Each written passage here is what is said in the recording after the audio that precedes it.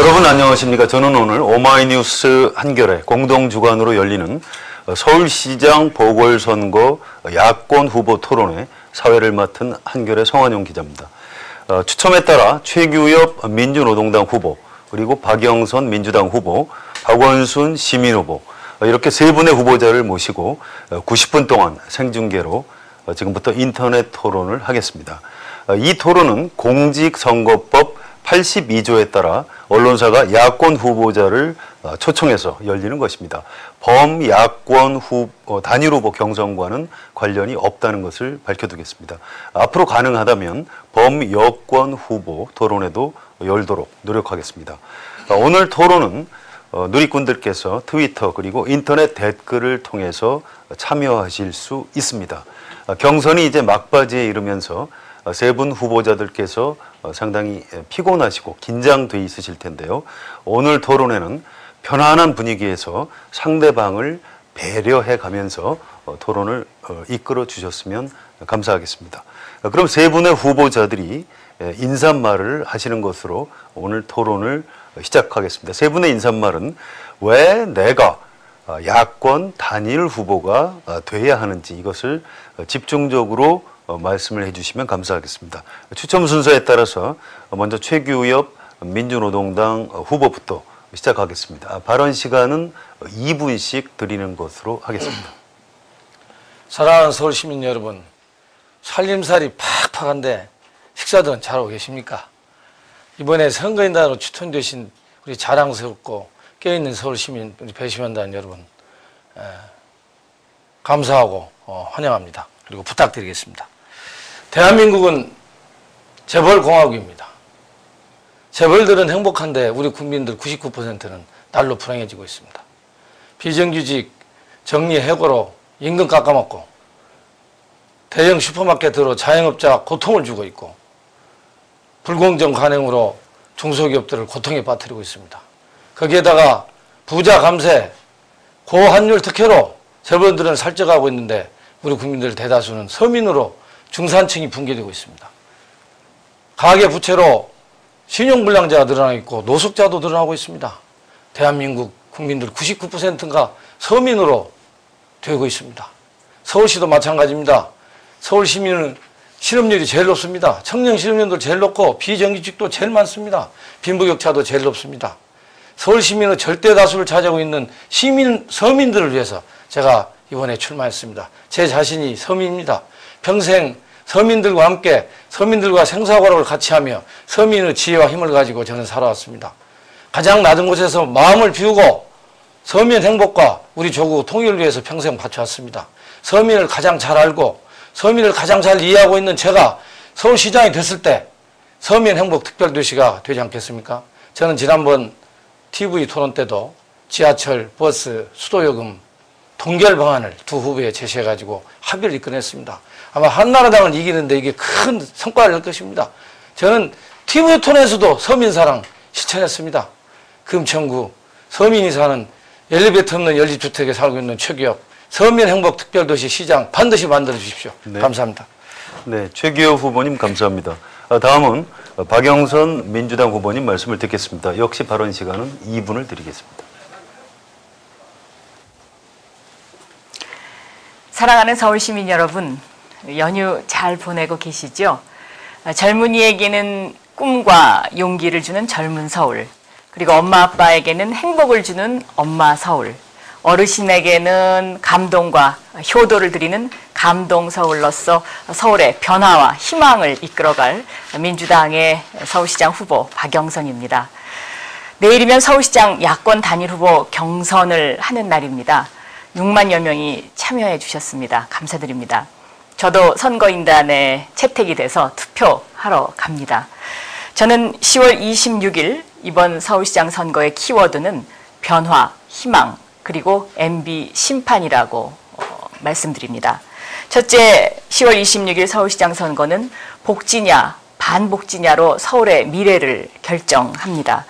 진짜 복지냐 아니면 하는 척하는 가짜 복지냐로 서울시민 여러분들의 삶의 질에 변화와 희망을 드릴 것입니다. 두 번째는 뉴타운, 거칠의 행정 등으로 이 빚더미에 앉은 서울 살림을 어떻게 알뜰살뜰하게 야무지게 꾸려갈 것인가의 문제입니다.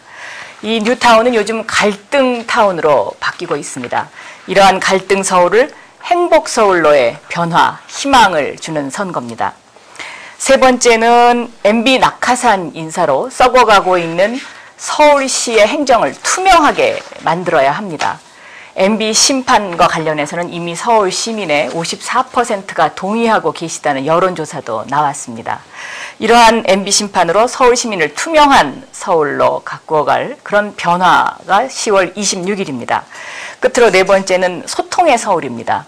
서울 시민과 잘 소통할 수 있는 그러한 시장, 구청장, 시의원, 구의원과 잘 소통할 수 있는 그러한 시장을 뽑는 서울입니다.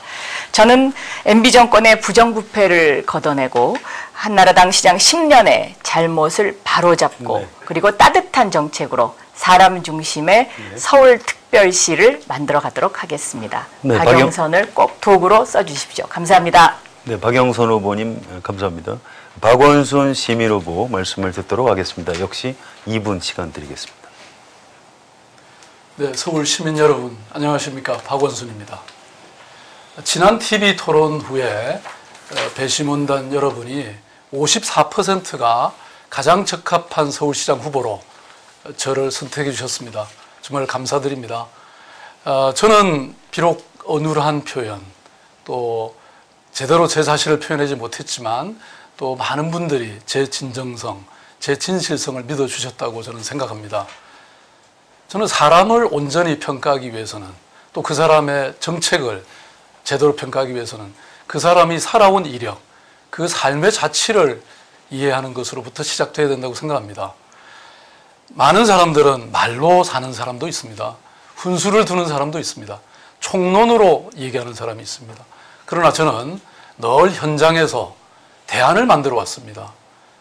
생각과 아이디어를 실천해 왔습니다. 저는 참여연대라고 하는 새로운 시민운동의 지평을 열었습니다. 또 아름다운 재단을 통해서 우리나라 기부 문화를 이 땅에 뿌리박았습니다. 우리나라 최초의 사회적 기업인 아름다운 가게를 만들었습니다. 시민들의 꿈과 시민들의 아이디어를 현실로 만드는 희망 제작소를 그동안 운영해 왔습니다. 저는 이 모든 것을 제 혼자서 하지는 않았습니다. 많은 사람들과 함께 했습니다. 시민 여러분과 또 많은 후원자들이 함께 해주셨습니다. 저는 늘 세상은 꿈꾸는 사람의 것이라고 믿어왔습니다. 또 함께하는 꿈은 반드시 실현된다고 믿어왔습니다. 제가 만약에 야권 단일 후보가 된다면 저는 민주당과 함께, 민주노동당과 함께, 또 시민사회 여러분과 함께 반드시 승리하는 선거를 치르겠습니다. MB 실정, 오세훈 서민 파탄 반드시 극복하고 모든 시민들이 바라는 새로운 정치 반드시 만들어내겠습니다. 감사합니다. 네, 박원순 후보님 감사합니다. 오늘 토론의 구성에 대해서 간략히 말씀을 드리겠습니다. 오늘 토론은 먼저 사회자가 드리는 공통의 질문 2개가 있고요. 그 다음에 기자가 묻고 후보가 답변한다, 이런 순서를 갖겠습니다. 이 질문은 오마이뉴스와 한겨레 공동으로 마련했음을 밝혀드리겠습니다. 그 다음에 후보자 간 상호 토론이 있고요. 그 뒤에 다시 기자가 묻고 후보가 답한다 순서를 2번째 갖겠습니다. 그 뒤에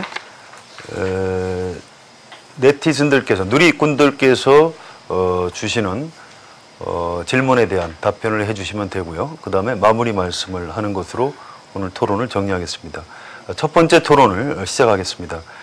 첫 번째 공통 질문을 드릴 텐데요. 순서에 따라서 박영선 민주당 후보께서 먼저 답변해 주시면 됩니다. 내일 10월 3일 선출하는 후보는 야권 단일 후보가 됩니다. 야권 단일 후보로 서울시장에 당선되면 지방 공동정부를 구성해야 한다고 생각하시는지요? 또 필요하다면 왜 필요하다고 생각하시는지 설명을 해 주시고요. 지방 공동정부를 운영한다면 어떻게 운영하실 생각이신지 구체적인 방안을 설명해 주시면 감사하겠습니다. 답변 시간은 역시 2분을 드리겠습니다. 네, 저는 지방공동정부 당연히 해야 된다고 생각합니다. 소통의 그 기본을 두고 있기 때문에 더욱 그렇습니다. 이 지방 공동 정부의 그 원칙은 신뢰와 연대, 호혜의 원칙에 따라서 시민 참여형 민주정부로 함께 운영된다는 그런 원칙을 가지고 있고요. 또 서울시정 운영협의회를 구성 설치를 해서 운영을 할 생각이고, 이 서울시정 운영협의회는 시장의 자문기구로서 운영을 해야 된다고 생각합니다. 저는 이 지방공동정부의 가장 그 기본 축은 과연 인사를 어떻게 할 것이냐, 그리고 서울의 중요한 그 정책 결정을 할 때 이것을 어떻게 운영할 것이냐의 문제입니다.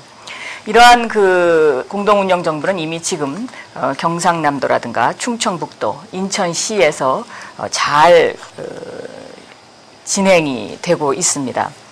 이 인사의 문제는 다시 말하면 어떻게 참여의 기회를 줄 것인가의 문제와 연결이 됩니다.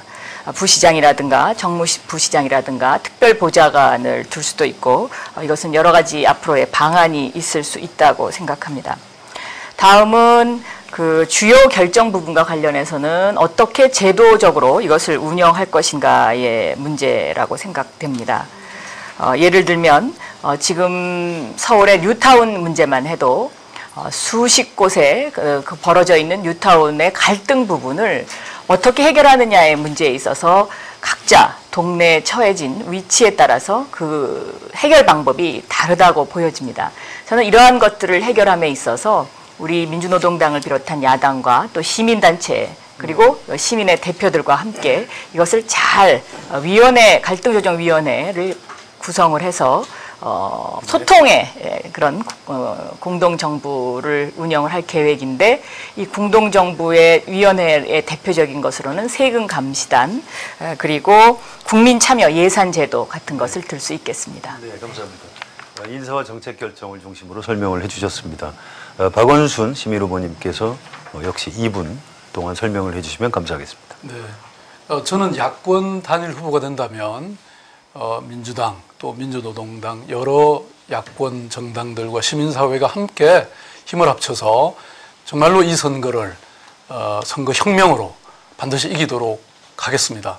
뿐만 아니라 선거가 끝난 뒤에도 함께한 이 여러 정당 시민사회와 함께 시정을 논의하고 상의할 것입니다. 지금 시의회의 80% 이상이 민주당 출신입니다. 구청장 마찬가지입니다. 저는 제가 주도한 희망제약소 목민관 클럽을 통해서 전국의 시장, 군수, 구청장들과 함께 이미 지방행정에 관한 다양한 실험과 또 실천을 해왔습니다. 특히 서울시의 구청장 여러분들도 함께 하고 계십니다. 저는 이런 경험을 가지고 협력의 틀을 만들어내겠습니다. 이것을 단순히 이례적인 이런 것이 아니라 상설적인, 저는 이런 협의의 틀을 만들어내겠습니다. 그것이 바로 시정협의회라고 하는 것인데요. 여기에서 서울시가 가지고 있는 여러 현안들과 이슈들을 늘 상의하고 협력을 구하겠습니다.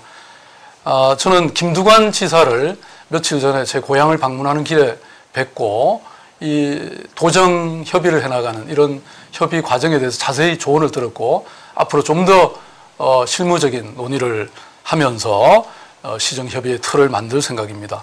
통합과 협력, 변화와 연대는 결국 우리 시대의 화두라고 생각합니다. 저는 이것을 이 공동정부 또 시정협의회 과정에서도 일관해서 지켜나갈 생각입니다.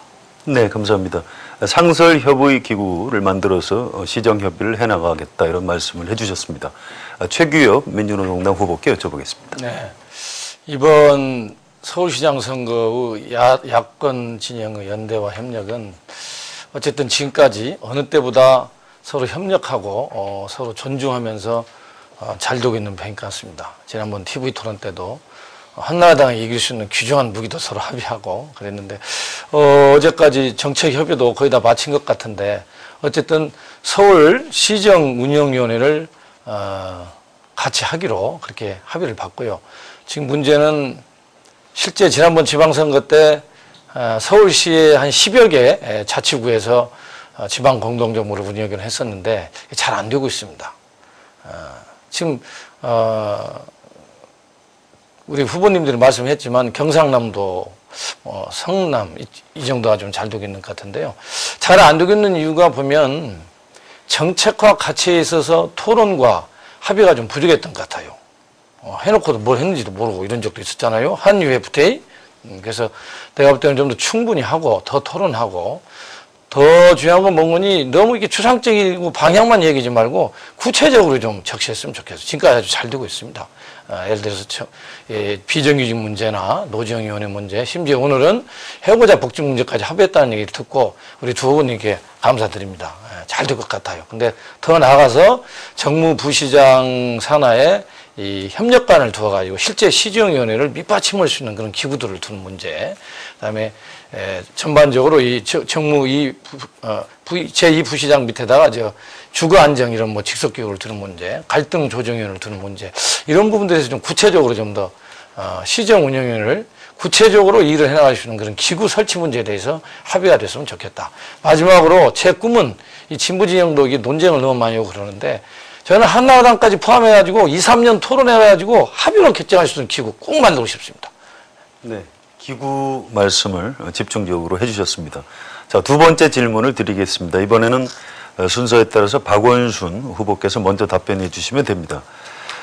기자들이 궁금해하는 질문, 바로 이런 것입니다. 만일 자신이 아니라 다른 사람이 야권 단일 후보가 됐을 때 그 사람의 당선을 위해서 선거대책본부장을 맡아서 자기 선거처럼 적극적으로 도울 용의가 있으신지요? 특히 개인뿐만 아니라 후보자가 몸담고 있는 조직과 단체를 이용해서 어떻게 도와줄 수 있는 것인지 그 방법에 대해서 말씀해 주시면 감사하겠습니다. 이번에는 답변 시간을 1분만 드리도록 하겠습니다. 네, 저는 이미 여러 번 언명한 것처럼 당연히 선거대책본부장 맡겠습니다. 박영선 후보님, 저 선거본부장으로 괜찮은 것 같죠? 그럼요, 훌륭하십니다. 최기욱 후보님 어떻습니까? 뭐 이런 거 아니죠. 네, 저는 이번 선거는 어느 한 후보의 선거가 아니라고 봅니다. 그야말로 한 배를 타고 있는 저는 공동체라고 저는 생각합니다. 고집불통 이명박 정부의 실정, 또 오세훈 시장의 민생 파탄, 이거 제대로 심판하고 극복하기 위해서는 함께 협력해 가야 된다고 저는 생각합니다. 제가 본래 살림을 굉장히 잘 삽니다. 제가 만든 단체, 제가 떠나도 늘 탄탄하게 잘 꾸려지고 있습니다. 또 제가 어느 언론에 보면 소통하기 제일 좋은 사람 1위에 꼽혔습니다. 저는 시민들과 소통하고 공감하는 이런 일들을 잘합니다. 그래서 이 캠프를, 제가 상대방 후보의 캠프를 정말 소통과 공감으로 이끌어 드리겠습니다. 그리고 좋은 정책 드리겠습니다. 네. 근데 제가 되면 박영선 후보님도 제 선거대책본부장 맡아주실 거죠? 그럼요. 두 분 다. 네. 네, 고맙습니다. 네, 그것도 답변 드릴 기회가 있으시니까요. 자, 이번엔 최규엽 후보님께서 답변해 주시기 바랍니다. 저 작년 지방선거 때 우리 한명숙 후보님을 모시고 여기 지금 앉아 계신데 우리 이상규 민주당 전 서울시장 후보가 정말 열심히 하고 다녔고 우리 현 이정희 대표께서 대변인까지 하지 않았습니까? 뭐 우리 시민들은 그렇습니다. 민주노동당이야말로 야권 연대의 모범상이다. 그런데 요즘 민주당이 좀 약속을 안 지켜가지고 좀 유감입니다. 지금 노원구에 기초의원 단일화하기로 후보끼리는 합의했는데 민주당 서울시당에서 막 뭐 제명한다고 그래가지고 험악한 것 같은데 뭐 아직은 뭐 결정된 건 아닌데 잘 되라고 믿어 의심치 않습니다. 저는 민주당 중앙 지도를 믿기 때문에 어쨌든 좀 그런 부분이 없었으면 좋겠고 인재도 좀 팩트는 서로 다르다고 하는데 좀 잘 됐으면 좋겠고요. 어쨌든 민주노동당 항상 이 태세 갖추고 있고요. 저희 25개 지구당 또 저희를 배타적으로 지지하는 민주노총 전농 농민들까지 모셔다가 열심히 돕겠고 제가 선대부원장 맡아서 후보보다 더 열심히 뛰겠습니다. 걱정하지 마십시오. 작년에 네. 법원 보였지 않습니까? 네, 감사합니다. 실제 사례를 중심으로 생동감 있게 말씀을 해주셨습니다. 박영선 후보님, 좀 네. 1분 동안 말씀해 주십시오. 이 경선을 한다는 것은 당연히 그 도을 이상 그 선거대책본부장을 맡는 것에는 아마 세 후보 모두 다 동의를 하시는 것 같습니다. 저희가 경험상으로 보면 6월 2일 지방선거, 경기지사 선거에서 무효표가 무려 18만 표가 나왔습니다. 그러니까 이 당시에 단일 후보가 그 민주당의 지지층을 완전히 끌어내지 못했다는 이제 이런 아픔이 있는 것이죠. 그래서 그 민주당 저변의 지지자들의 마음을 끌어오는 것, 후보가 끌어오는 것, 이것이 참 중요하다고 저는 여겨지는데요. 제가 거기에 메신저 역할을 정말 충실히 할 수 있다고 생각이 되고요. 또 제가 민주당에서 정책위 의장을 했습니다. 그런데 이 서울시장이 그 1000만 서울 시민의 이제 어머니와 같은 역할을 해야 되는 그러한 자리이고 또 아버지와 같은 역할을 해야 되는 자리인데 네. 국회와의 연결 이것이 참 중요합니다. 그러니까 국회에서 모법이 통과되지가 않으면 서울시장으로서 하고 싶은 일이 있어도 잘 할 수가 없습니다. 그래서 저는 이런 그 민주당의 정책위 의장을 했던 경험을 살려서 어느 후보가 되시던 간에 제가 그동안에 추진해 왔던 정책들을 이렇게 같이 다 도와드릴 생각입니다. 네. 네, 감사합니다. 다음 토론으로 넘어가겠습니다. 이번에는 오마이뉴스와 한겨레 기자들이 같이 마련한 기자가 묻고 후보가 답하다 이런 순서입니다. 이 질문은 후보들께 사전에 미리 드리지 않았습니다. 또 이 질문의 내용은 두 매체 기자들이 모여서 미리 의논한 내용을 토대로 만든 것이라는 것을 설명을 드리겠습니다. 기자들의 속성이 보통 그렇듯이 후보들 마음에 꼭 맞지 않는 질문이 이 자리에서 나갈 수도 있습니다. 충분히 양해하고 들어주시면 감사하겠습니다. 순서에 따라 먼저 최규엽 후보님께 두 개의 질문을 드리겠습니다. 첫 번째 질문입니다. 지난 금요일 오후 지상파 토론에서 굉장히 잘했다 이런 평가를 많이 받으셨는데 그날 밤 배심원단 투표에서는 높지 않은 수치가 나왔습니다. 왜 그렇게 됐다고 생각하시는지 앞으로 여론조사 그리고 국민 참여 경선에서 대역전을 시킬 자신은 있으신지 설명을 해 주십시오. 앞으로 시간은 2분 드리도록 하겠습니다. 예, 저 TV 토론에 나온 촌놈이 어떻게 하다 보니까 그렇게 됐죠. 제가 잘합니까? 그냥 평소 살아온 대로 저는 인구범당에서 우리 동료 현장 노동자로 일할 때 처음 강의해봤어요. 그렇게 살고 있습니다. 죄송한데 지난번 여론조사는 조금 답답해가 좀 힘든 부분도 있는 것 같습니다. 너무 표본 숫자가 600명으로 작았고요. 연배도 한쪽으로 집중돼 있었고 직업도 그래서 조금 객관적인 지표는 아닌가 이런 생각이 들고 그럼에도 불구하고 저는 진보 세력에 대한 엄중한 채찍으로 알고 청찰하고 반성하고 있습니다. 정말 제가 이번에 서울시장 후보가 나온 것도 우리 시민들이 우리 대한민국 국민들이 진보 진영에 얼마나 많은 기대를 갖고 있습니까? 정말 진보 진영이 통합하면 기존의 당들과 비슷한 지지율이나 더 넘는 지지율이 나오고 있는데 그걸 못 해낸 게 큰 아픔이고 제가 이번에 서울시장 후보 나온 것도 진보 대통합의 씨앗을 뿌리기 위해서 다시 뿌리기 위해서 나왔습니다. 도와주셨으면 고맙겠고요. 그리고 다시 한번 부탁드립니다마는 저 서울시장 하면 잘합니다. 그리고 우리 박원순 후보도 죄송합니다마는 안철수 교수님이 패스해 주셨잖아요. 제가 야권 단일 후보 같으면 서울시장 후보 정말 서울 시민의 대다수를 차지하고 있는 서민들을 위해서 멋있게 할 수 있습니다. 저도 단체 많이 해봤지만 항상 흑자냈어요. 피도 안 집니다. 오세훈 씨처럼. 저를 믿어주시고 그 사표 심리에 속지 마시고 항상 민주정당 애로사항이 그게 사람은 시장감인데 당이 어쩌고 저쩌고 사표 그런 얘기 이제 잊어버리시고 제가 더 잘할 수 있습니다. 그리고 제가 야권 단일로 돼도 충분히 시장 잘할 수 있고 나경원 의원 충분히 이길 수 있습니다. 걱정 마시고 저한테 힘 좀 팍팍 밀어주십시오. 부탁드리겠습니다. 네. 두 번째 질문 드리겠습니다. 박원순 후보께서 야권 단일 후보로 선출될 경우 민주당이 입당을 할 것인가 이런 문제에 대해서 논란이 좀 있습니다. 어떻게 생각하십니까? 박원순 변호사가 혹시 그런 선택을 하겠다면 민주노동당에서 양해해 주실 수 있는 것인지요? 우리 박원순 후보께서 민주당 입당하는 문제에 대해서 네. 어떻게 생각하시냐고요? 그건 전 박원순 후보님 자유라고 보고요. 우리 박원순 후보께서 민주노동당 당원도 아닌데 입당하는 것에 대해서 저희가 간섭할 문제는 아니라고 봅니다. 다만 우리 민주노동당, 진보신당, 국민참여당은 앞으로 또 통합을 위해서 노력을 할 겁니다. 그리고 제가 어느 자리에서 농담으로도 얘기했습니다만은 존경하는 박원순 후보가 민주노동당 후보로 들으시면 지금이라도 내가 양보할 용의가 있다. 이런. 저도 이번에 우리 후배들이 양보해서 후보가 됐거든요. 그런 말씀도 드리고 그랬는데 뭐 어쨌든 저는 이 시민 후보, 무소속 후보가 서울시장이 되는 거 뭐 그럴 수 있다고 보고요. 일본이나 유럽 사례도 많이 있습니다. 그렇지만 정당이라는 건 국가를 책임지는 중요한 헌법기관이고 민주주의를 위해서나 우리 나라의 행복을 위해서도 절대 필수적으로 필요한 겁니다. 그렇기 때문에 길게 봤을 때 정당 정치로 활성화돼야 되고 우리 박원순 후보도 이제 서울시장으로 나오셨으니까 정치인이 되신 거 아니겠습니까?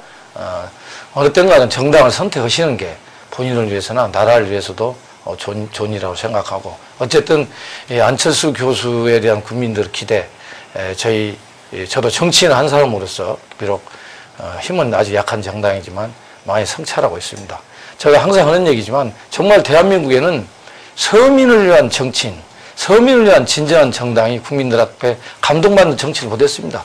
사실 진보정당들이 서민을 위한 정당인데 아직 많이 부족합니다. 제가 그거 해내겠습니다. 그래서 서민을 위한 정치인, 서민을 위한 정당이 나타날 때 그게 우리 국민들에게 메시아가 아니겠는가. 여기 계신 후보님들도 내가 말씀드리고 싶습니다. 서울 시민은 절대 다수가 서민입니다. 네.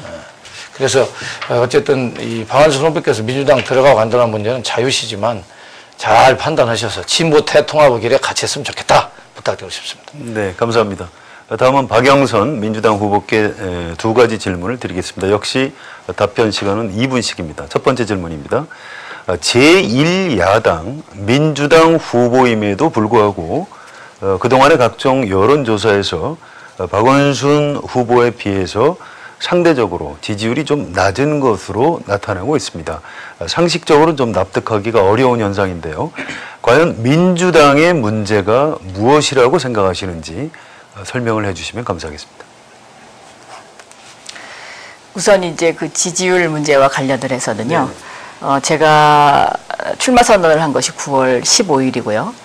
박원순 후보님은 8월 달에 이미 이제 그 의사 표명이 있었기 때문에 상당히 출발이 늦었다라고 생각이 됩니다. 그리고 9월 15일 날 출마 선언을 한 이후에 그 다음부터 이제 지지율에 이제 변동이 있기 시작했는데요. 이 전문가들에 의하면은 여론조사가 그 지지율에 반영이 되려면 적어도 일주일 이상의 효과가 필요하다. 그래서 제가 통합 이제 그 민주당의 후보가 된 것, 그러니까 민주당의 후보가 된 것이 9월 25일입니다. 그래서 오늘이 10월 2일이니까 이제 딱 일주일 되는 날입니다.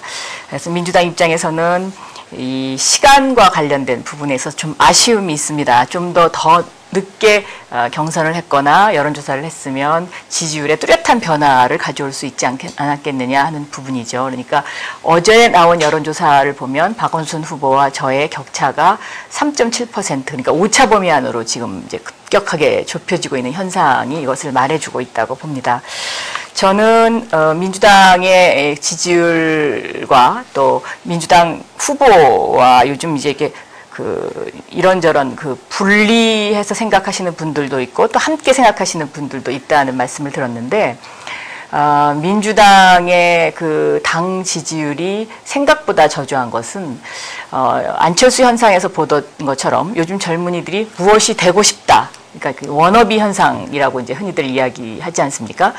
무엇이 되고 싶다고 하는 그 정치인들의 그 모습, 그러니까 꿈을 심어주고 희망을 심어주고 하는 그 모습을 우리가 좀 보여주는데 좀 그 힘에 붙이지 않았는가 하는 생각입니다. 왜냐하면 그동안 한나라당 180석의 의석과 저희가 80석의 소수 제1야당으로서 그 한나라당과의 맞서는 부분에 많은 에너지를 소모하다 보니까 이런 비전을 제시하는 부분에 있어서 조금 아쉬움이 있었다는 그런 말씀을 드립니다. 네, 감사합니다.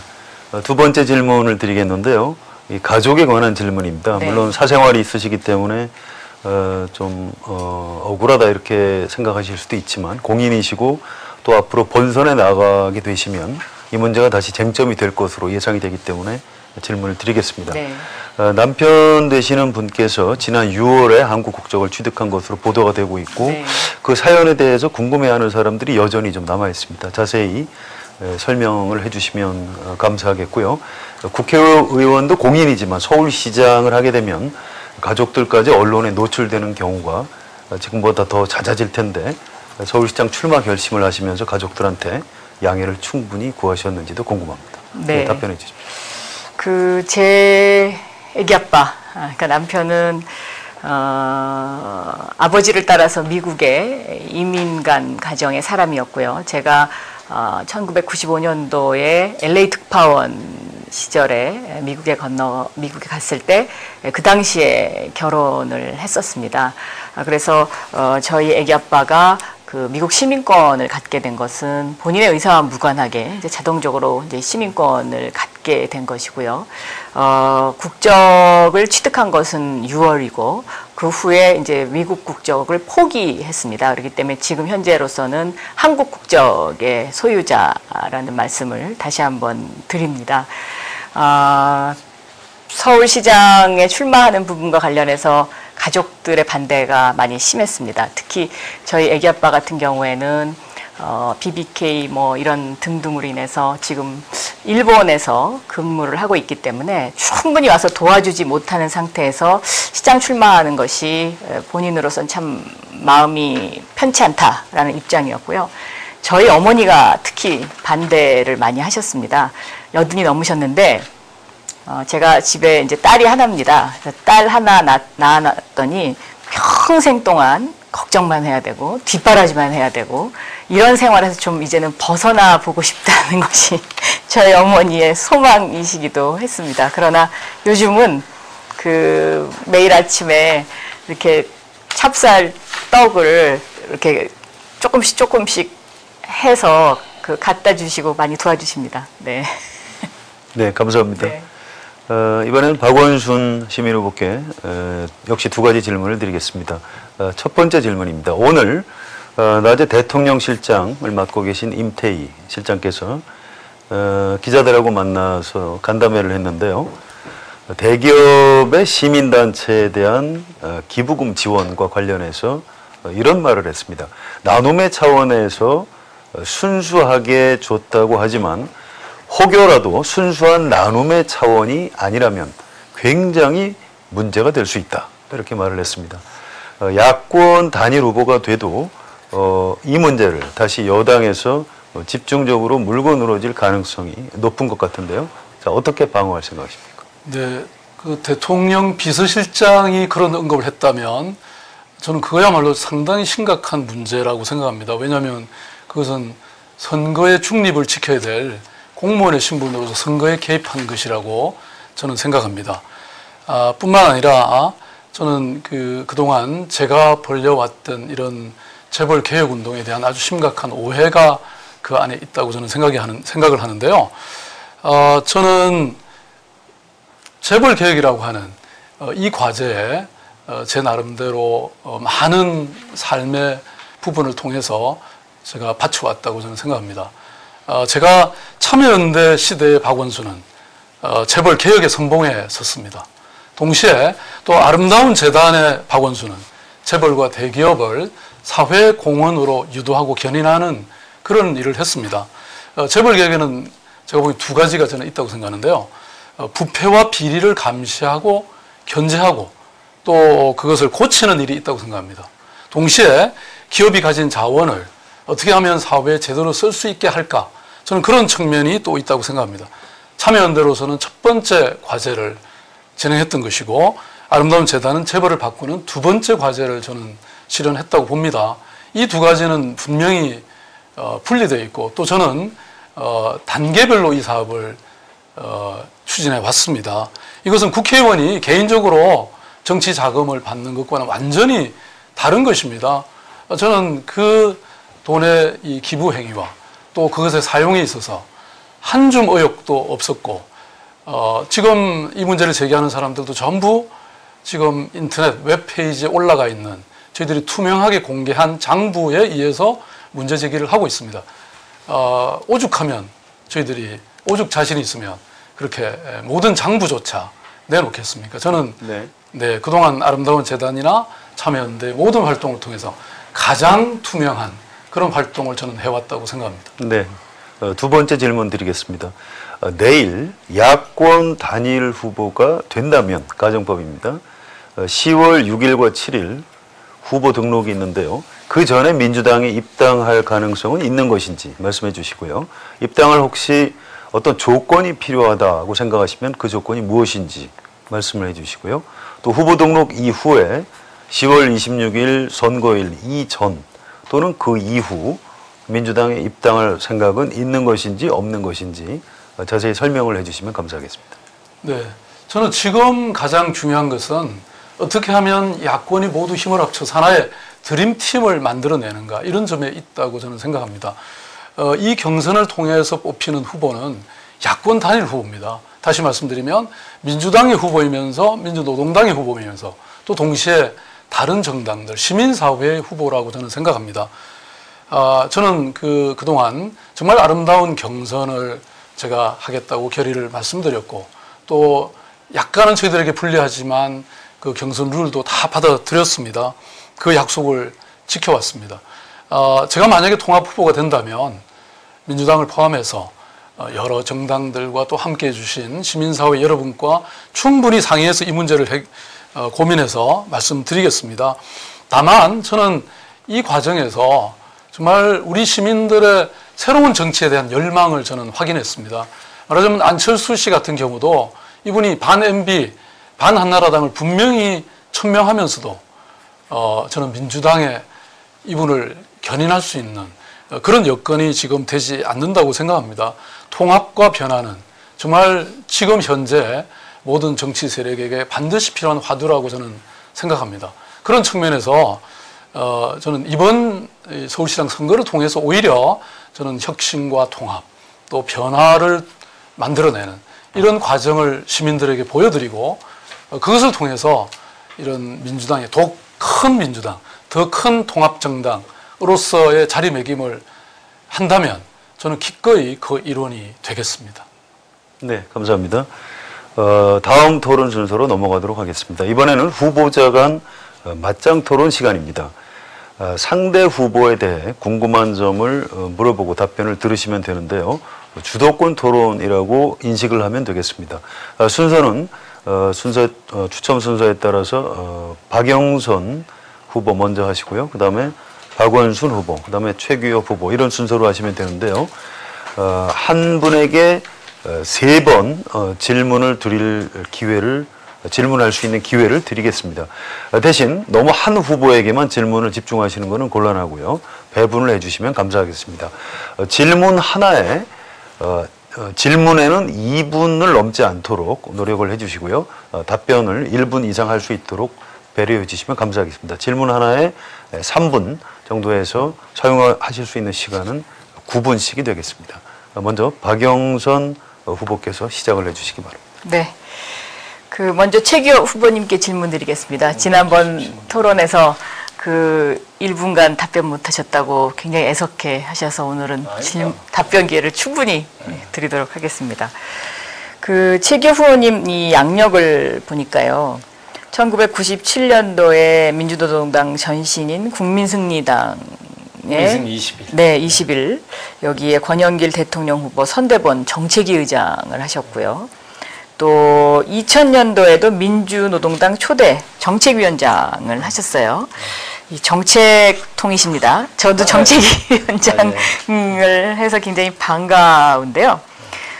질문의 포인트는 2가지입니다. 하나는 20여 년 동안 제야에서 민주화 운동하고 또 노동, 시민사회 운동에 헌신을 해오셨는데 어떻게 해서 현재 제도권 정당에서 이제 활동을 하고 계십니다. 그런데 왜 정당 정치에 참여를 하셨는지. 왜냐하면 이번 10월 26일 선거라는 것이 정당 정치의 제도약이냐 아니면 위기냐를 판가름하는 중요한 선거다라는 의미 부여가 또 되고 있지 않습니까? 요 질문 하나 하고요. 정책위 의장을 하셨으니까 지난번 토론 때도 이 무상급식의 원조당이 민노당이다 이렇게 말씀을 하셨어요. 그래서 민노당의 복지 정책의 근간은 어떤 시각에서 보고 있으신지 이 질문을 먼저 드려보고 싶습니다. 네. 질문 상당히 학구적입니다. 두 번째 질문부터 먼저 말씀을 드릴게요. 기본적으로 민주노동당은 창당하면서부터 무상교육, 무상의료를 주장했습니다. 정말 척박한 땅에 얘기를 내놨죠. 그래서 요즘 와가지고는 이제 요즘 뭐 서울 시내 보니까 민주당에서 그냥 플래카드 많이 걸었습니다. 무상보육, 무상급식. 그래서 참 그 감회가 새롭고요. 뭐 환영합니다. 환영하고 뭐 한나라당도 요즘에 또 비슷한 얘기 하고 그러는데 기본 철학은 그렇습니다. 부모님이 가난한 이유로 우리 아이들이 대학을 졸업하지 못하는 일은 있어서는 안 된다. 그건 비인간적이고 대단히 불공정하다. 특히 한국 사회에서 대학을 졸업하지 못하면 생존하기가 힘듭니다. 이런 상황에서 자본주의 사회는 기본적으로 공정한 경쟁은 보장하는 게 자본주의 사회라고 주장하지 않습니까? 그래서 공정한 경쟁이 되려면 부모님이 돈이 없다는 이유만으로 애들한테 가난이 대물림이 돼서는 안 된다. 이건 무슨 대단한 무슨 철학도 아닙니다.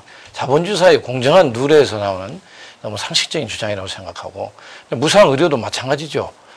부모님이 돈이 없다고 그래서 또 물론 본인이 돈이 없다고 그래서 병원 앞에서 만물의 영장이 사람이 죽어가는 건 안 된다. 그래서 기본적으로 우리가 옛날 때부터 의술은 인수라고 그러지 않았습니까? 복지 얘기하다 시간이 다 갔습니다. 죄송합니다.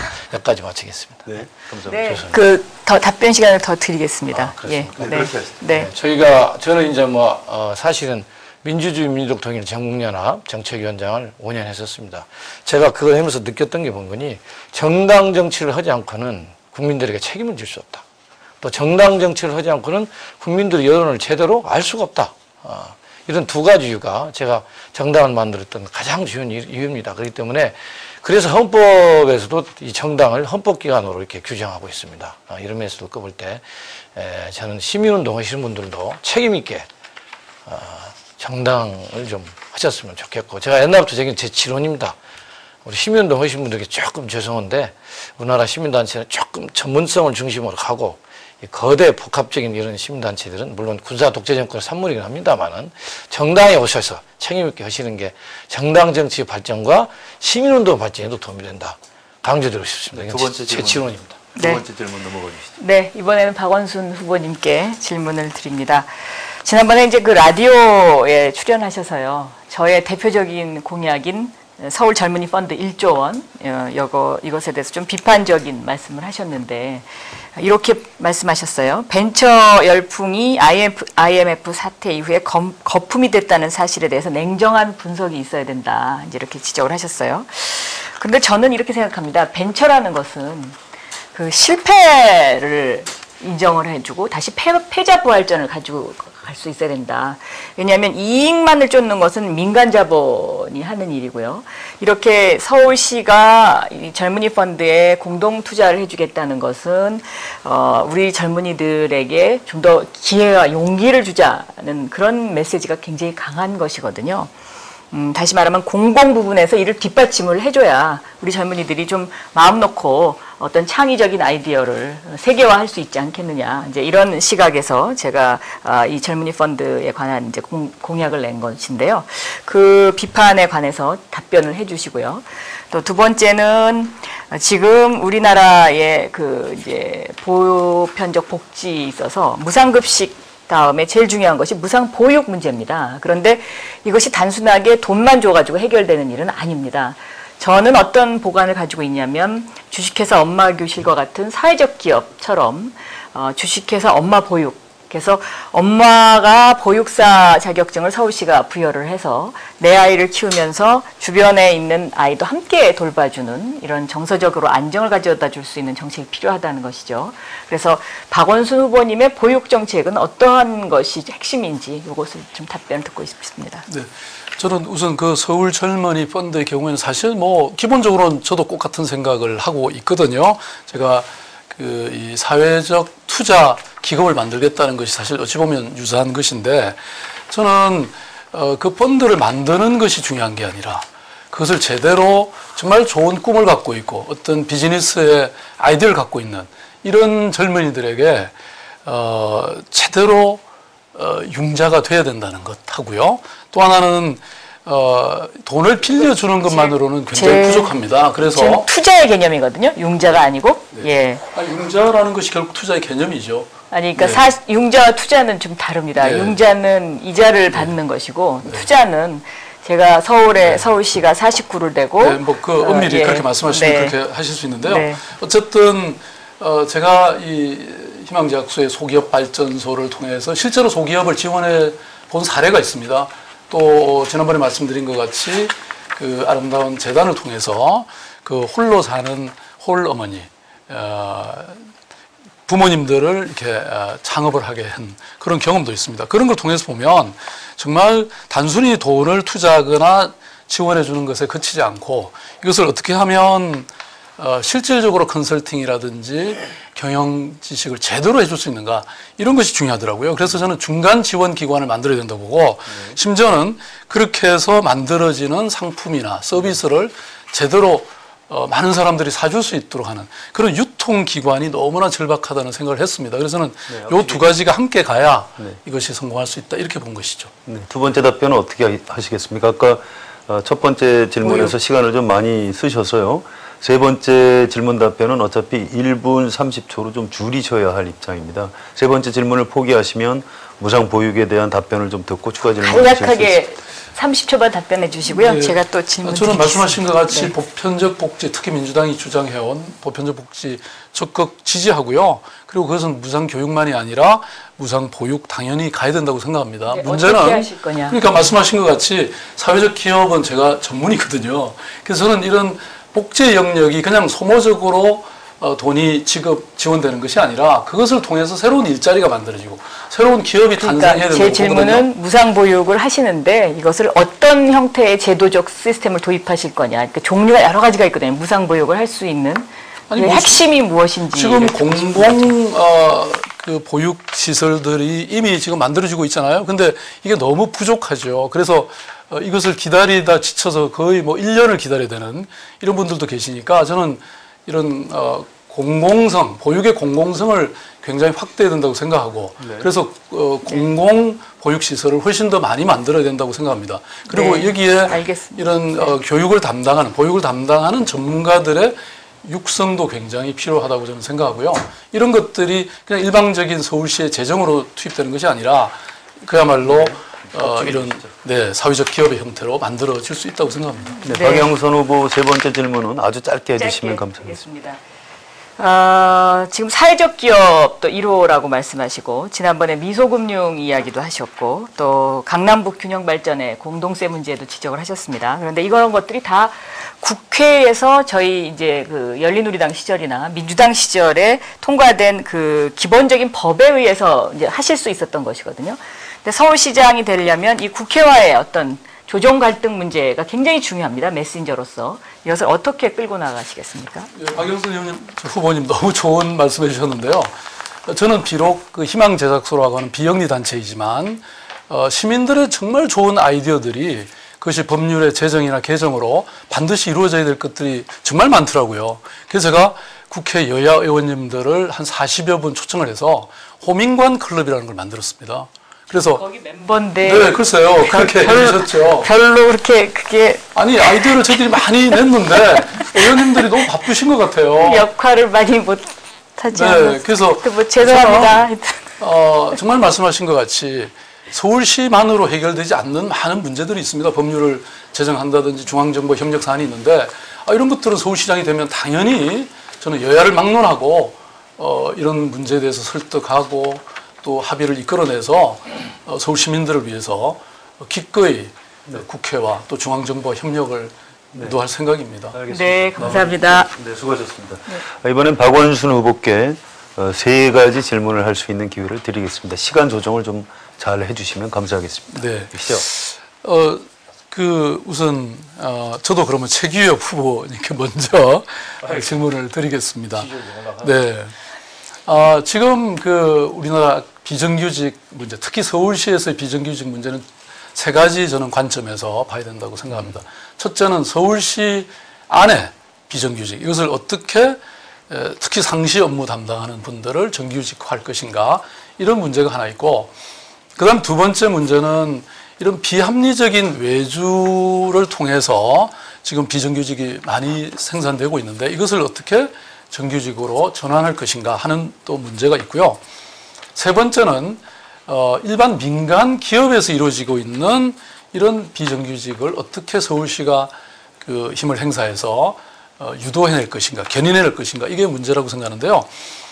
제가 생각하는 것은 특히 민간을 견인할 수 있는 장치로서 뭐 여러 가지 외주 용역에 참가한다거나 이런 기업들이 많지 않습니까? 그래서 이런 기업들에게 적어도 정규직 고용 원칙이라든지 또는 노동의 조건을 담은 그런 표준 계약서, 이런 가이드라인을 제시해서 민간 기업의 고용 구조를 말하자면 변화시키는, 개선하는 뭐 이런 방법이 있다고 생각하는데, 문제는 지금 최 후보님과 민주노동당은 이 부분에 대해서 굉장히 고민이 깊으실 거라고 저는 생각합니다. 그래서 그런 측면에서 어떤 그 대안을 갖고 계신지.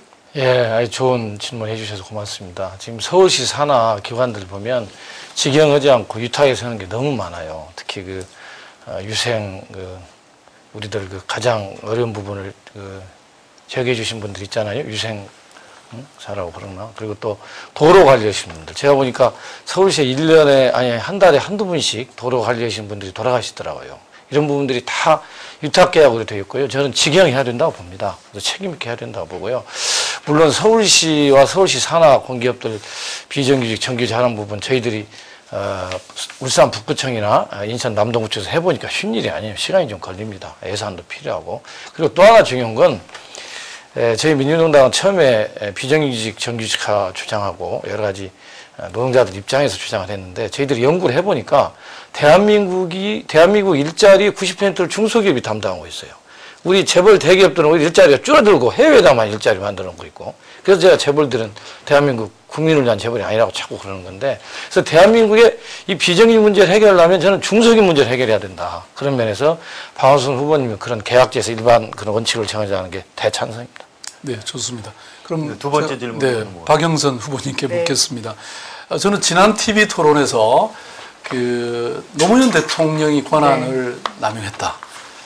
그래서 탄핵 소추가 이루어졌다. 이렇게 말씀을 하셨는데, 제가 그 인터뷰 자료 말씀하셨던 그 스크립트를 다 보니까 저는 분명히 국회가 권한을 남용해서 시민들의 저항이 있었다. 이런 취지로 분명히 얘기를 했다고 생각합니다. 그러니까 사실관계는 물론 확인됐지만 저는 대단히 유감스럽게 생각합니다. 저는 이번 경선 과정을 정말 아름다운 경선이 돼야 된다고 저는 생각을 했고요. 그리고 그런데 상대 후보에 대한 검증은 물론 당연히 필요하고 저는 피해갈 생각이 전혀 없습니다. 그렇지만 그런 상대 후보에 대한 네거티브의 공격은 저는 서울 시민에 대한 저는 예의는 아니라고 저는 생각합니다. 보다 더 이번 선거가 정말 축제 같은 선거가 되기 위해서는 우리 서울의 미래와 저는 정책에 대해서 논쟁을 해도 시간이 부족하다고 생각하거든요. 더군다나 야권 후보의 이 선거 과정, 경선이라고 하는 것은 저는 통합의 기초를 닦는 과정이라고 저는 생각합니다. 보다 더 어떤 성찰과 혁신이 들어있어야 저는 시민들을 감동시키고 그것이 바로 선거에서 이기는 지름길이라고 저는 생각합니다. 어떻게 생각하세요? 네, 저도 지금 박원순 후보님께서 질의하셨던 그 CBS 스크립트를 제가 갖고 왔습니다. 그리고 이 CBS 스크립트 전문을 제가 다 읽어봤는데요. 이 제목이 이겁니다. 그러니까는 희망제작소 박원순 상임이사님이 탄핵은 양면의 교훈이다. 라는 이 제목에서 이 질문이 시작이 되는 겁니다. 그러니까 다시 말하면은 박원순 이사님께서 양비론을 펴셨다. 그 당시에 이제 이 흐르는 기조가 그겁니다. 그리고 그것 때문에 제가 보기에는 CBS에서 이날 인터뷰를 하지 않았을까 이제 이런 생각이고요. 그 정확한 노무현 대통령의 그 인용 부분은 박원순 후보님께서 지금 이제 주장하신 대로 그런 유감의 뜻을 저는 가질 수 있다고 생각합니다. 그러나 이 스크립트 전체를 읽어보면 또 그런 오해 소지가 충분히 있습니다. 다시 말하면은 여기 이제 그 임종석 의원의 쿼트도 인용이 됐지만 그 당시에 열린우리당이라든가 진보 진영에서는 박원순 후보님께서 정말 우군이 되어 주시기를, 왜냐하면 그 당시 저희가 참 힘들었으니까요. 저도 그 현장에 있었던 사람이고, 그래서 우군이 되어 주시기를 아마 간절히 바라는 그런 마음이 있었을 겁니다. 그런데 이제 박원순 후보님께서 그 당시에 이것을 양비론적으로 이제 이렇게 귀에 걸면 귀걸이, 코에 걸면 코걸이다라는 이제 이런 어떤 양비론적인 입장을 계속 이제 지향을 하시니까 이 진보 진영 쪽에서 좀 섭섭함이 있지 않았겠을까 하는 이제 그런 근데 저는 이 내용을 자세히 보시면 전혀 그런 투가 아니라고 세 생각합니다. 번째 질문으로 하시겠습니까? 아니면 그냥 제가 요거 질문? 조금만 마치고요. 저는 기본적으로 그 당시 제가 탄핵 무효 국민 행동의 공동 대표였습니다. 다만 국회가 이럴 수는 있지만 그것이 과하면 이렇게 된다라고 하는 그 점을 결론적으로 말씀드린 것을 말씀드리고요. 세 두 번째 번째 질문을 제가 드리겠습니다. 세 번째 질문이 세 번째 질문이 되네요. 네, 그렇습니다. 저는 지금 이번 선거에서는 반 MB, 그다음에 오세훈 서울시장의 비판, 그 극복이라는 것이 가장 중요한 화두라고 생각합니다. 그렇지만 동시에 저는 새로운 어떤 비판을 넘어서 새로운 어떤 구상, 비전으로 저는 서울시를 새롭게 만들어야 된다고 생각합니다. 그야말로 변화와 대안이 중요한데요. 저는 정말로 일생 동안 그런 대안을 현장에서 만들어내기 위해서 노력해 왔습니다. 특히 이 서울 시내는 지금 한 100만 명이 되는 시니어들이 계십니다. 은퇴는 뭐 50대 후반에서 60대는 벌써 이루어지시죠. 이분들이 사실 젊은 노인들로 지금 존재합니다. 그래서 저는 행복설계 아카데미라는 걸 만들어서 이분들이 인생의 후반전을 준비할 수 있도록 해왔습니다. 그 중에 약 500여 명이 수료했는데 그 중에 7개의 사회적 기업이 만들어지기도 했습니다. 또 세상을 바꾸는 1000개의 직업이라고 해서 청년들에게 꿈을 심어주기도 했고요. 소셜 디자이너 스쿨을 만들어서 여기 수백 명이 졸업했습니다. 안철수 원장도 여기 와서 강의를 했는데요. 박영선 의원님은 이런 구체적인 어떤 일, 정말 서울시정을 맡기 위해서 어떤 현장에서 뭔가를 만들어보고 실천해본 그런 경험이 있으면 그런 걸 좀 말씀해 주시면 고맙겠습니다. 있습니다. 네. 제가 지역구 의원이지 않습니까? 네. 그 지역구 의원이 해야 될 가장 중요한 일이요. 제 지역구의 구청장님하고 그 제 지역에 그 바라는 이제 그 주민들의 소망을 어떻게 해결해야 하느냐. 이 중간에서 조정 역할을 하는 것입니다. 그러니까 예산도 국회에서 받아와야 되고요. 또 이 예산이 잘 집행되는지를 또 감시해야 되고. 제 지역구를 하나 소개해드리면은요.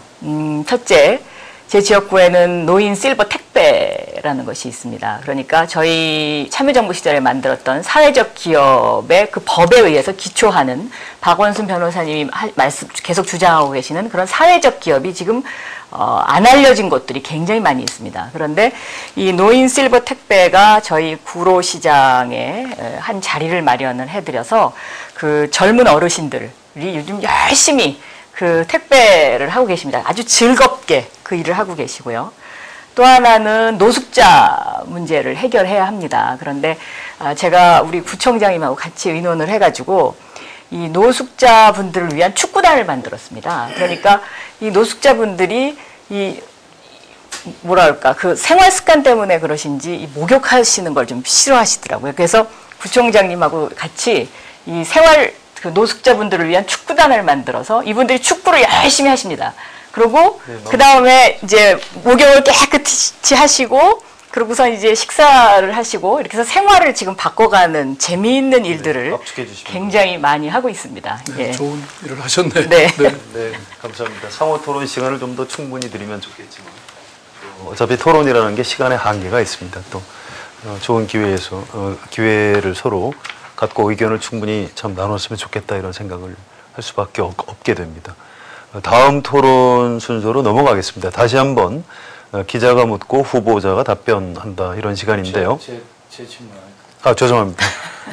제가 순서를 잊어버렸네요. 네, 최규엽 민주노동당 후보님께 세 가지 질문을 할 수 있는 기회를 드리겠습니다. 역시 네. 3분씩입니다. 우리 진보 민주진영이 복지 문제나 분배 문제는 실력 있고 주장을 많이 하는데 이 책임지는 대안이랄까 특히 이 생산 문제 뭐 이런 데서는 좀 부족하다고 그럽니다. 저는 어제 한강을 좀 하루 내 좀 다녀봤습니다. 그래서 오랜만에 한강 갔어요. 쭉 다녀봤는데 너무 한강이 좋더라고요. 그래서 저는 뭐 유럽에 가봐도 우리 한강처럼 좋은 강을 못 봤습니다. 사실 우리나라가 금수강산이죠. 정말 한강을 정말 이 생태, 친환경 생태공원을 해내면 서민들도 즐겁고 또 거기서 수많은 그 GDP를 올릴 수 있는 그런 이 경제 산업도 저업도 가능할 것 같고 여러 가지 이 농업과 상업이 어우러져서 많은 그 서울시의 어떤 생산력을 높이는 데도 도움이 됐고 물론 서민들에게는 너무 행복한 곳이 됐을 것 같은데 제 꿈은 그겁니다. 서울시 한강이 옛날 그 수영도 할 수 있고 모래사장이 있고 그리고 지금 보호가 2개 생긴 뒤부터는 고기들도 별로 없거든요. 철새들도 별로 없고 그래서 이 보호 문제도 있고 지금 당장 또 제가 가보니까 세비 둥둥섬인지 무슨 세금 둥둥섬인지 답답합니다. 그거 보니까 그 효성그룹에 그 완전히 그 부정비리로 하고 오세훈 전 시장이 대통령 되려고 대통령한테 지금 대통령한테 좀 아부했더만요. 내가 보니까 그거 완전 흉물이 되어 있어요. 쓸데가 없습니다. 그거. 이거 어떻게 폐기 처분해야 될지 고민인데 공동으로 좀 질문드리고 싶습니다. 우리 박영선 후보님부터 한강 친환경 생태 우리 한강 만들려면 어떻게 되시는지 구상을 좀 말씀해 주셨으면 고맙겠습니다. 저도 정말 고민입니다. 왜냐하면 오세훈 시장이 이 한강 르네상스 사업을 한다고 너무 많은 돈을 여기에다 썼습니다. 이 지금 지적하신 그 세금 둥둥섬, 요즘 아예 세금 둥둥섬이라고 하더라고요. 이 세금 둥둥섬은 지금 둥둥 떠 있는데, 그것이 지금 그 효성이라는 데가 MB 친인척 회사 아닙니까? 제가 국정감사에서도 이 효성그룹의 비자금 사건 문제를 많이 지적을 하고 그랬었는데요. 도대체 왜 만들었는지도 저 잘 모르겠습니다. 그런데 그렇다고 저거를 끌어다가 뭐 저희 당에서는 어디 인천 앞바다에다 갖다 놔야 되는 거 아니냐 이러지만 그러면 인천 시민들이 좋아하겠습니까 그걸? 그렇다고 지금 폐기 처분할 수도 없고요. 그래서 저는 이러한 그 한강 르네상스 사업과 관련된 이 사업이야말로 시민 갈등 조정위원회를 만들어서 우리 시민 여러분들이 어떻게 생각하는지 우선 의견을 좀 수렴을 할 필요가 있습니다. 왜냐하면 지금까지 들어간 돈을 또 다 그냥 날린다는 것도 이거는 서울 시민들이 저는 바라지 않는다고 생각합니다. 그래서 아이디어 차원에서 이게 참 중요하다고 생각하고요. 특히 이제 이 양화대교 문제가 심각한데요. 이 양화대교는 안전성하고도 관련이 있기 때문에 빨리 결정해야 합니다. 그러니까 더 추진할 것인지 말아야 할 것인지. 그런데 저는 양화대교를 좀 색다르게 꾸며보고 싶습니다. 이왕 돈이 많이 들어갔으니까 그게 100길로 만들기 위해서 지금 하고 있는데 저는 시드니에 있는 하버브리지처럼요. 이것을 사람길로 만들어서 그 다리를 등반하는 이런 어떤 새로운 아이디어를 한번 시민들과 함께 나눠보고요. 그렇게 좀 발전적으로 가보는 것도 방법이 아닐까 그렇게 생각합니다. 네, 어떻게 하시겠습니까? 그 박원순 후보님께 질문을 드렸는데 아직 답변을 못 듣고 시간은 첫 번째 질문 시간은 넘어갔는데요. 그럼 마지막 세 번째 질문 시간을 두 번째 다 써버리는 겁니까? 줄이도록 하겠습니다.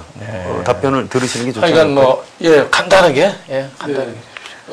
뭐 한강 르네상스 사업에 대해서는 제대로 정리하는 재검토하는 것이 정말 중요할 것 같고요. 네. 그건 아마 뭐 지금 저 포함해서 다 마찬가지 입장이실 텐데요. 특히 그 세빛 둥둥섬 말씀하셨는데 지금 여기에 또 SH공사가 약 30%의 투자를 하고 있습니다. 네, 그리고 또 빚 보전까지 서 있거든요. 그래서 이 SH공사의 개혁이라 그럴까 이런 것도 정말 중요한 일이고요. 그 다음에 말씀하신 자연 생태 하천으로 복원하는 문제. 물론 또 이것은 기존의 이 한강 르네상스 사업을 정리하면서 또 다른 사업이 될 수 있는데 이것은 저는 충분히 검토해 장기적인 발전 방향으로는 저는 이렇게 가야 된다고 생각합니다. 그렇지만 여기에 또 다른 개발 사업이 되지 않도록 하면서 충분히 조정해 가면 좋을 것 같습니다. 지금까지 한강은 88 올림픽 때문에 잠실보 신곡보 만들어서 배 띄우려고 만든 겁니까? 이게 말이 되는 겁니까 도대체? 그리고 한강의 모든 건 다 개발입니다. 두 번째 질문하시는 거죠? 네, 서울 시민들이 정말 친근하게 다가가면서 즐길 수 있는 그리고 우리 소상인들이 거기서 수입을 올릴 수 있는 그런 친환경 생태의 한강으로서 나는 세계적인 관광 유명거리가 되고 오세훈 전 시장은 호텔비 주고 뉴욕타임즈에 광고비 몽땅 써가지고 관광 수입 올린다고 그랬는데 그게 말이 됩니까? 저는 한강을 제대로 생태공원 만들면 된다고 보는 거고요. 한나라당에서는 그 잠실보 신곡보 철거하면 안 된다는데 제가 제안을 하겠습니다. 잠실보 신곡보에 수문이 있습니다. 수문을 자주 열어주면 됩니다. 그건 안 열고 있어요. 그럼 수질이 개선이 되면서 친생태 환경으로 바꿔지는데 이런 부분들이 좀 안타깝고요. 네, 시간이 좀 그러면, 남아 있습니까? 예, 두 번째 질문까지만 하시는 걸로 그렇게 아, 하시죠. 예, 첫 예. 번째 질문에서 시간을 너무 많이 쓰신 것 같습니다. 그렇습니까? 우리 이 박원순 후보한테 이 질문을 좀 해야 될 것 같습니다. 그동안 재벌 개혁을 위해서 많이 애를 쓰셨는데 그때 저도 많이 이렇게 존경을 하고 그랬는데 그 뒤로 이제 모든 언론에 지금 많이 나와서 여러 가지 공격도 받고 계시는데 서울시장이라는 자리는 이제 단순한 그 행정을 하는 사람이 아니고 우리나라 큰 존경받는 정치인거든요. 그리고 또 대통령이 될 거로 또 많은 사람들은 생각해요. 그래서 대통령은 다음에 안 되겠다고 좀 말씀해 줄 수는 없는 건지 두 번째 중요한 건 뭔거니 재벌 계획에 대해서 물론 서울시장이 할 일은 아닙니다만은 저는 정치인으로서 중요한 거라고 생각합니다. 재벌 계획에 대해서 박영선 우리 후보께서는 국회의원 때 많이 싸웠어요. 그건 우리가 인정하고 박원순 의원님은 옛날에 했는데 상당히 안 했던 것 같아요. 그래서 재벌계에 대해서 어떤 정치인으로서 책임 있는 위치에 있을 때 대한민국 재벌 이거 어떻게 해야 되는지 좀 듣고 싶습니다. 네, 그 두 가지 질문을 해주셨는데 대통령 안 되겠다는 약속을 하라 이런 말씀 같습니다. 근데 저는 누누이 말씀을 드렸습니다. 대통령 할 수도 있죠. 출마를 그 다음에 해도 되는 거지. 네, 맞습니다. 서울시장들이 역대 서울시장들이 사실은 시장의 업무에 연연히 집중하지 않고 시장이 되자마자 그 다음 대통령 되는 꿈을 꿨다고 생각합니다. 그러면서 이 전시행정, 보여주기 행정이 저는 됐다고 생각하거든요. 그래서 저는 시장의 자리라는 것이 결코 자신의 꿈을 실현하는 그런 자리가 아니라 정말 시민들의 꿈과 희망을 정책으로 만들어내는 그런 자리라고 생각합니다. 그래서 저는 2년 8개월 남은 이 기간 동안에 정말로 서울 시민들을 위해서 제대로 할 수 있는 그런 일을 하고자 하고요. 두 번째 질문 말씀에 대해서는 저는 물론 제가 말씀드린 것처럼 저는 인생에서 여러 단계 사업들을 해왔습니다. 그래서 제가 참여연대 하면서는 어떤 경우에도 100만 원 이상은 받지 않도록 해서 그래서 참여연대가 누구로부터도 압력을 받지 않는 그런 기관으로 만들었고요. 그 다음에 아름다운 재단을 위해서 일할 때는 그것은 정말 누구로부터도 돈을 받아서 어떤 공공사업이라든지 공적사업이라든지 자선사업에 썼고 저는 그 과정은 너무나 투명하게 알려져 있고 그건 저도 믿고요. 네. 재벌 개혁에 대해서 네. 그 재벌 개혁은 당연히 어떻게 제가 보기에는 참여연대와 이런 시민사회 단체들 또는 정치인들이 해야죠. 뭐 그런 점에 제가 할 일이 있다면 당연히 해야 될 것이고 서울시장으로서 저는 그런 이 대기업과의 관계에서 여러 가지 측면이 있다고 생각합니다. 한편으로 아까 말씀드렸던 부정과 부패라든지 또는 서울시장의 용역 과정에서 문제가 있다면 저는 거기에 대해서 엄정하게 대처할 것이고 동시에 또 협력 관계가 있을 수도 있죠. 저는 서울시장이라고 하는 직책이 어떤 경우에는 어떤 공적 예산만이 아니라 또 기업들의 참여가 필요한 사업들도 많이 있다고 생각합니다. 이제 서울시장으로서가 아니라 네. 하나 정치인으로서 재벌 개혁에 대해서 대안을 여쭙는데 마무리해 주시죠. 조금 잘못된 것 같고요.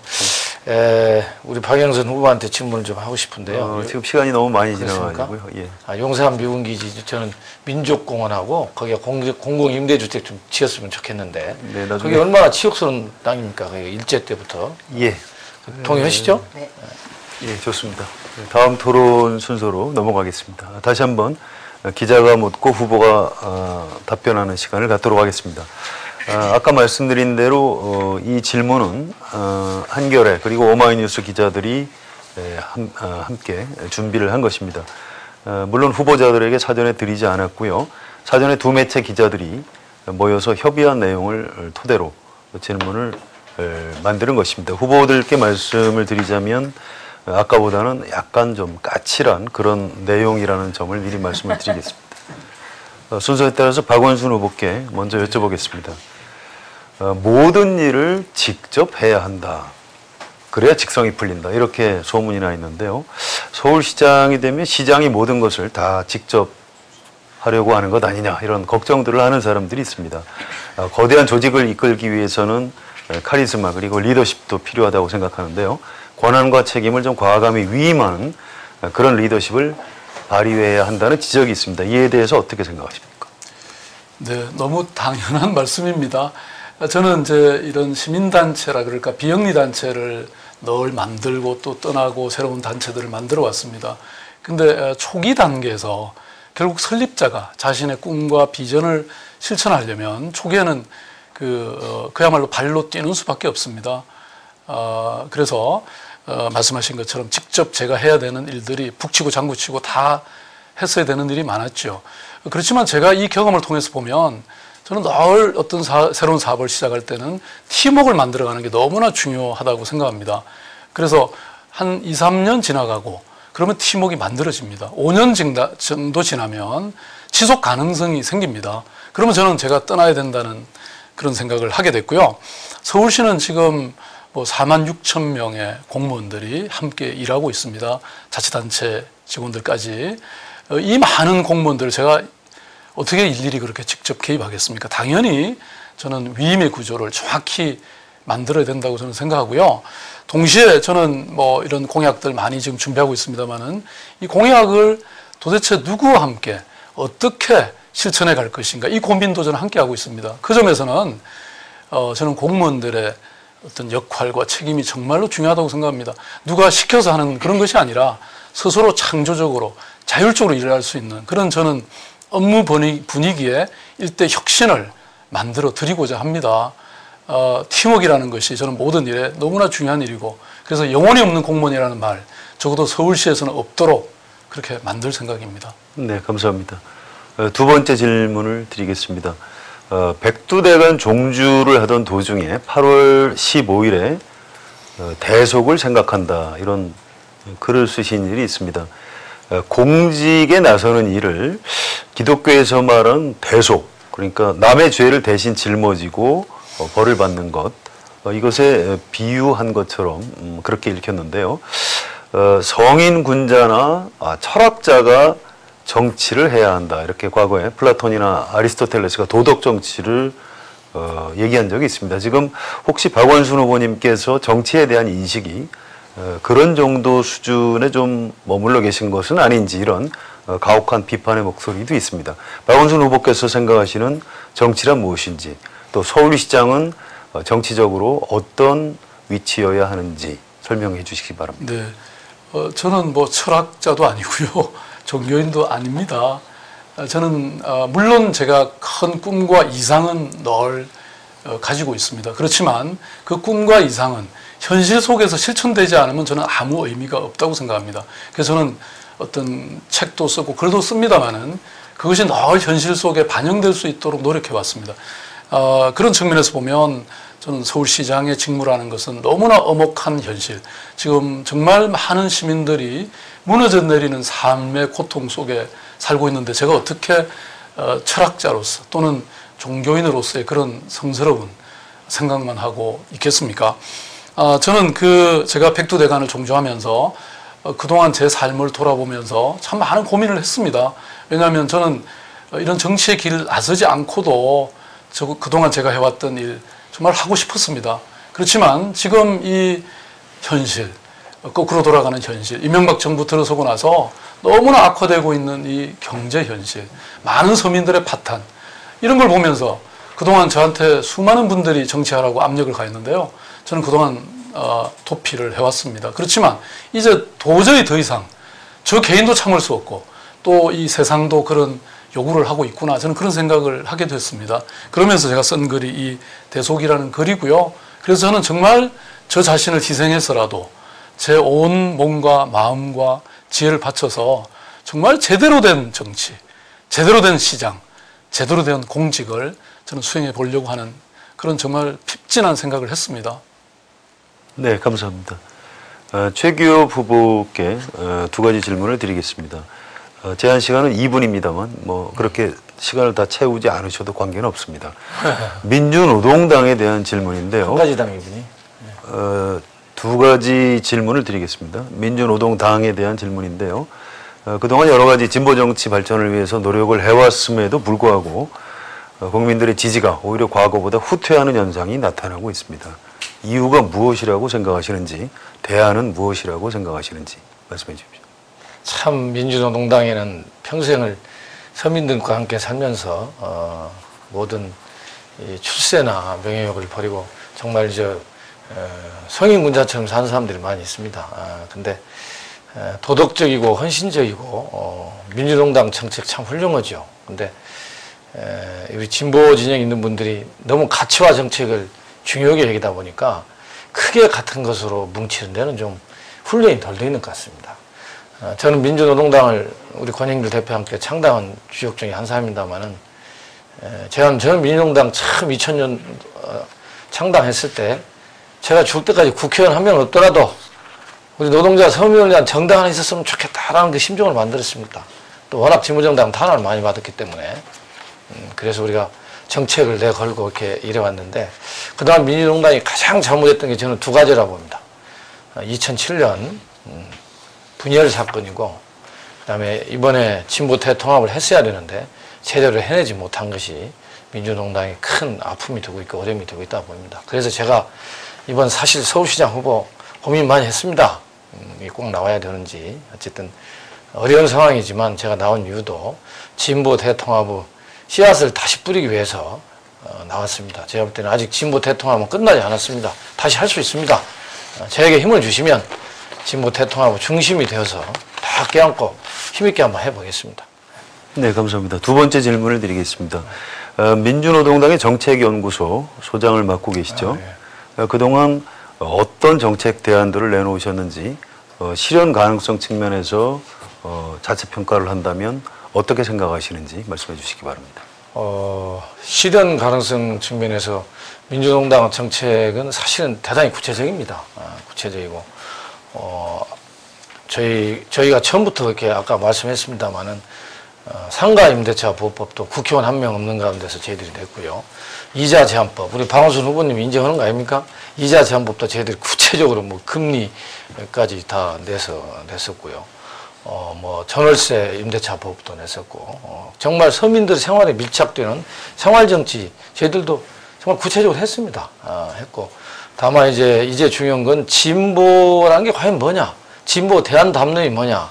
이제 아무래도 연구소와 당 정책위는 전혀 역할이 다르다고 봅니다.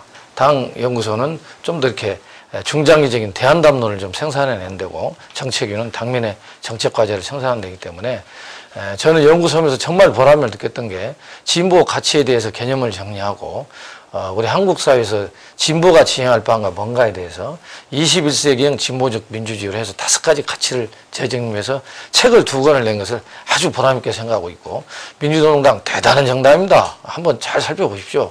모르는 게 없어요. 책임 있는 계획 다 갖고 있습니다. 힘 좀 주십시오. 네, 감사합니다. 박영선 후보께 2가지 질문을 드리겠습니다. 네. 먼저 첫 번째 질문입니다. 국회의원으로서 의정활동이 상당히 뛰어난 것으로 평가를 받고 계신데요. 그렇지만 서울시장직을 수행하시기에는 좀 부족한 면이 있는 게 아니냐 이런 비판이 있습니다. 큰 조직을 이끌어본 경험이 있느냐, 또 행정 경험이나 또 뭔가 조직을 새로 만들어 본 경험이 있느냐 이런 의문을 제기하는 사람들이 있습니다. 서울시라는 큰 조직을 이끌어 나갈 수 있는 역량 스스로에 대해서 좀 평가해 주시기 바랍니다. 네.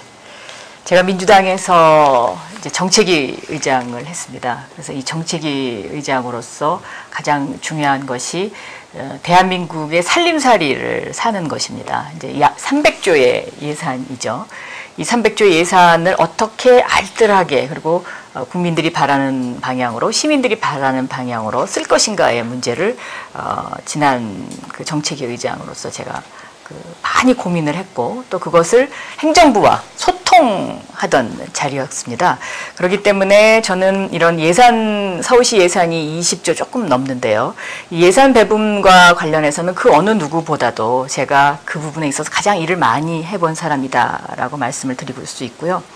또 제가 정책위 의장 말고도 법사위의 이소희 위원장을 했습니다. 그런데 이 이소희 위원장으로서 한 중요한 일들이 그 총리실에서도 조정 역할을 못했던 한국은행법을 통과를 시켰고요. 또 30년 동안 계속 법사위에서 계류됐던 의료분쟁조정법 이런 것들을 제가 그 반대하시는 분과 통과시켜야 된다는 분들하고 굉장히 긴 세월 동안 여러 차례 토론을 거쳐서 이 법을 통과시켰습니다. 그래서 보건복지부 장관, 진수희 장관, 또 전재희 장관 이런 분들이 저한테 와서 너무 감사하다고 하고 또 이 의료분쟁법 때문에 그동안에 고통받았던 분들한테도 굉장한 제가 고맙다는 말씀을 많이 들었는데요. 이처럼 이 국회의원으로서 할 수 있는 그 여러 가지 영역 중에 이 조정 능력이라는 것이 굉장히 중요한 영역 중에 한 가지입니다. 그러니까 국가와 국민 사이에 중간에서 그 메신저 역할을 하면서 무엇이 옳은 것이냐 방향을 제시해 주는 것이죠. 그래서 서울시장으로서도 이런 행정을 하고 조직을 다루는 데 있어서 가장 중요한 것은 방향을 제시하고 제때 판단해 주는 것이라고 저는 생각하고 있습니다. 네. 그래서 그런 면에서는 지난 7년 동안의 국회 경험이 매우 소중했다라고 말씀드립니다. 네, 감사합니다. 네, 두 번째 질문 드리도록 하겠습니다. 버럭 이렇게 화를 내는 불같은 성격, 이건 국회의원으로서 때로 필요한 덕목일 수도 있는데요. 서울시장이 그렇게 하면 좀 곤란한 게 아니냐 이런 비판이 있습니다. 생각이 좀 다른 사람들하고 너무 자주 부딪히시는 것은 아닌지 이런 지적도 있는데요. 또 눈물을 좀 너무 자주 흘리시는 것 같다 이런 얘기도 하고 있습니다. 자신의 성격에 대해서 어떻게 생각하십니까? 네, 저는 지금 말씀하신 그 두 가지 부분이 서울시장이 갖춰야 될 양면성이라고 저는 보고 있습니다. 하나는 정말 야무지고 당차게 이 서울시정을 챙겨야 되고요. 이 서울시정이 복마전이라고들 하지 않습니까? 그렇기 때문에 이 당차지 않으면 이것을 끌고 갈 수 없고 또 MB 정권과 맞서지 않으면 서울시의 부패를 청산하기가 매우 힘들다고 봅니다. 그래서 그런 어떤 그 당찬 면이 있어야 되고 또 한편으로는 제가 겉으로는 좀 이렇게 강해 보이지만 속마음은 좀 따뜻한 여자입니다. 이 가을 편지를 쓰기 좋아하는 그런 여성인데요. 저는 민주당의 정책위 의장으로서 정말로 이 전세난 이것을 해결해 보고자 제가 이 전세값 대책 입법 발의를 직접 했고요. 또 우리 그 어려운 소시민들 2천만 원 압류당해서 길거리로 나앉는 분들이 너무 많았습니다. 그런데 이런 분들을 좀 어떻게 도와주자라고 시민단체에서 청원을 냈기 때문에 제가 그 청원을 소중하게 생각해가지고 처음으로 국회에서 이 청원을 법으로 통과시킨 일도 했습니다. 그래서 이런 어떤 그 서울 시민의 고단한 삶을 따뜻한 정책으로 연결시켜서 서울시장이 되면은 국회에서 했던 일을 서울시와의 연결 차원에서도 더 잘할 수 있고 또 이 엄마의 마음으로 열 손가락 깨물어서 안 아픈 손가락 없다는 엄마의 마음으로 서울 시민들과 대화하고 소통하고 잘 보듬어 줄 수 있는 그런 천만 시민의 어머니가 되도록 열심히 노력하겠습니다. 네, 감사합니다. 예, 다음 순서로 넘어가도록 하겠습니다. 누리꾼들께서 오늘 토론을 지켜보고 계신데요. 내일 국민참여경선이 열리는 서울 장충체육관으로 직접 가서 현장 투표에 참여하실 분들도 많이 계실 것입니다. 지금까지 트위터를 통해서 여러분들께서 의견을 보내주셨는데요. 너무 의견이 많기 때문에 다 전달해 드릴 수는 없습니다. 저희가 세 가지 질문을 뽑았습니다. 이 질문에 대한 답변도 각각 2분씩 드리겠는데요. 이 질문은 지금까지와 달리 후보자들에게 공평하게 질문이 가는 것은 아닙니다. 동시에 세 분에게 답변을 다 요구하는 질문도 있지만 후보자 한 분을 지정해서 들어온 질문도 있습니다. 우선 첫 번째 질문입니다.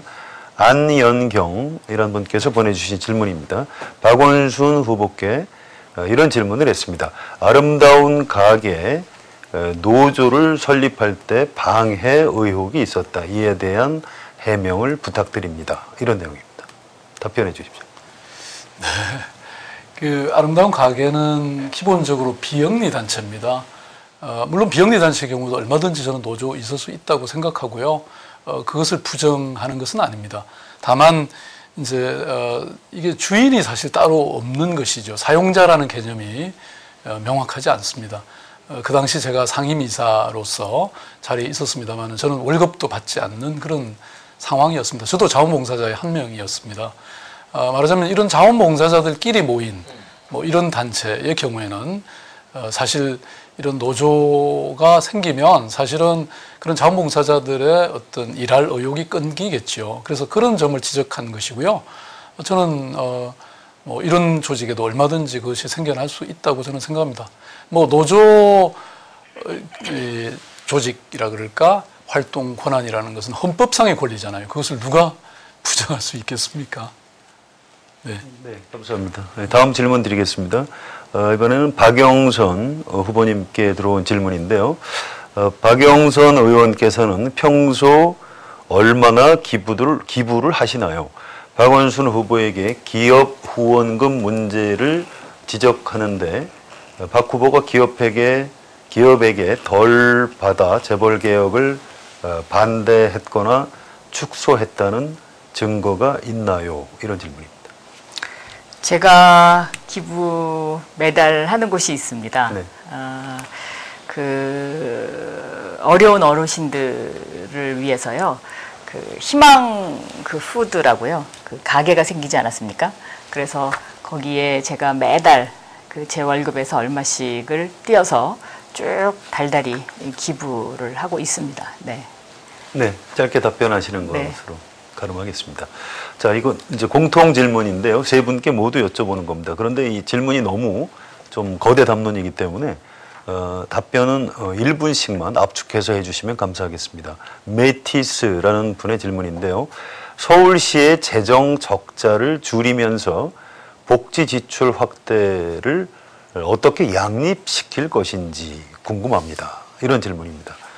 이 질문에 대한 답변은 최기업 후보님께서 먼저 해주시면 감사하겠습니다. 예, 저희 연구소나 우리 진보진영에서 서울시 복지를 위해서 무상급식이나 주거 문제, 우리 애들 육아 문제, 더 나아가서 보호자 없는 병원 문제, 이런 재반 복지를 위해서 기본적인 복지를 위해서 필요한 예산을 뽑아보니까 한 2조 한 3천억 정도 돼요. 2조 3천억 정도 되는데 현재 복지비가 한 4조 30억 정도 되고 토건업에 들어가는 게 한 건설에만 들어가는 게 3조가 좀 넘습니다.